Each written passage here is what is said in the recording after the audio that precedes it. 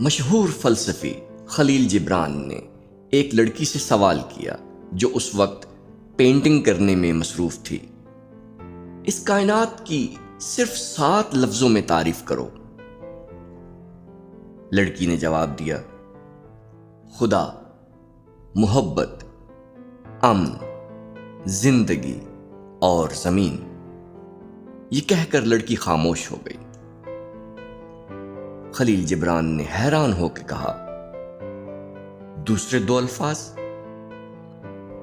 तो उस लड़की ने कहा, दूसरे 2 अल्फाज तुम और मैं हैं, क्योंकि अगर ये 2 अल्फाज ना हो तो बाकी के 5 अल्फाज की मानवी हैसियत कुछ नहीं होगी।